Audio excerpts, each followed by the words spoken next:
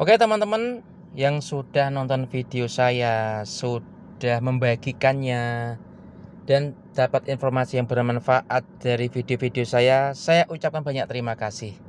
Saya ucapkan banyak terima kasih. Semoga teman-teman semuanya dalam keadaan sehat, selalu diberi kemudahan rezeki dan berkah barokah.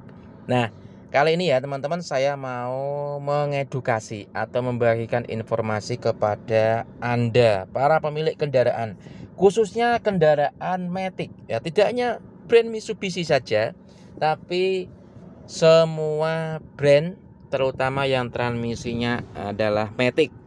Nah, gini ya teman-teman ya, kadang kita itu pemilik kendaraan kan masih awam, tidak ngerti, tidak tahu ini yang perlu diganti itu apa saja. Biasanya kan hanya oli mesin, filter oli, servis mesin, dah itu tok.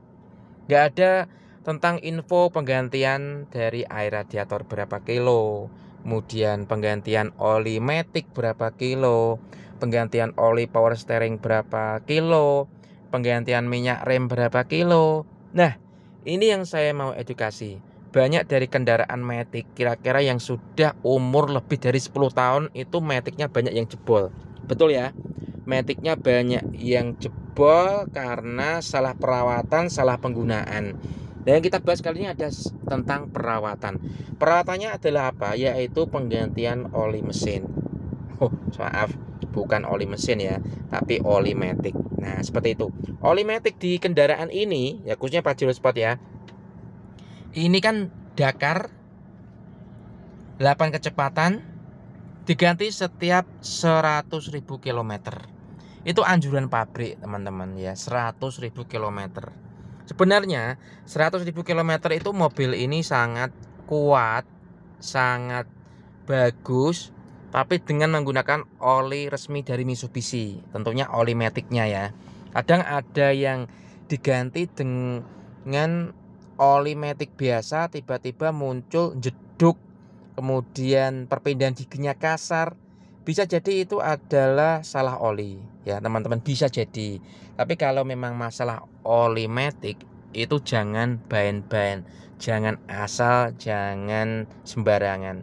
Tipe Matic setiap mobil itu beda-beda, oli jenisnya beda-beda. Bisa jadi jenis oli yang berbeda-beda itu akan membuat perpindahan gigi menjadi kasar karena kekentalannya atau dari segi isi dalam bahan kimianya itu tidak membuat kampas kopling menjadi lengket dan perpindahannya secara halus. Jadi kalau ada mobil selain Mitsubishi ya, misalkan Honda atau Toyota, kita pakai oli Matic-nya Mitsubishi bisa saja, tapi harus tahu jenisnya. Misalkan jenisnya kode yang A, kita pakai Mitsubishi jenis B, tapi Toyotanya atau Hondanya harus A. Kita nggak berani pakai yang punyanya Mitsubishi yang kode B. Tetap harus kita belikan yang genuine. Tadi efeknya bisa sangat terasa ketika pemilik kendaraan yang biasanya sebelum ganti oli Matic dia tarikannya mungkin halus, semut, kenceng.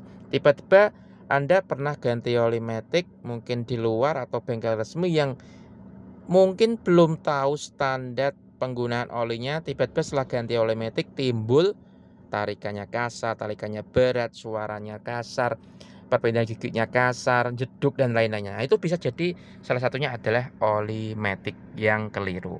Makanya untuk teman-teman yang mempunyai kendaraan Matic, gunakan selalu oli Matic yang sesuai dengan kondisi atau jenis Matic Anda. Karena Matic itu beda-beda ya. Tadi yang sudah saya jelaskan, bisa merusak Matic Anda karena salah oli. Gitu ya teman-teman ya. Jadi ganti olinya itu setiap 100.000 km untuk mobil ini.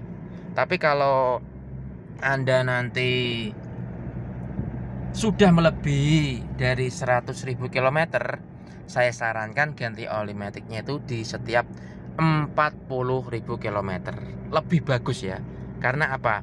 Semakin Anda sering ganti, olinya akan selalu sehat. Istilahnya itu kalau kita sebagai manusia cuci darah ya, olinya sering dikuras, diganti dengan oli baru, ya pasti otot-otot kita, tubuh kita merasa lebih segar. Sama halnya dengan oli mesin, oli Matic, oli rem, air radiator, oli power steering, dan oli-oli yang lainnya.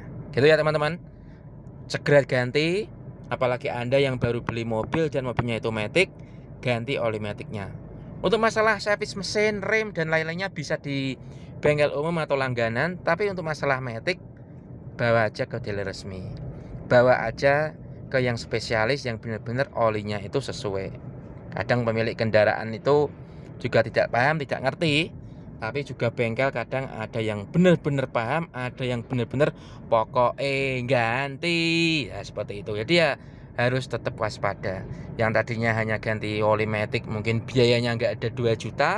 Setelah ganti oli matic tidak sesuai jenis olinya, harus bongkar, harus perbaiki lebih dari 5 juta. Terima kasih.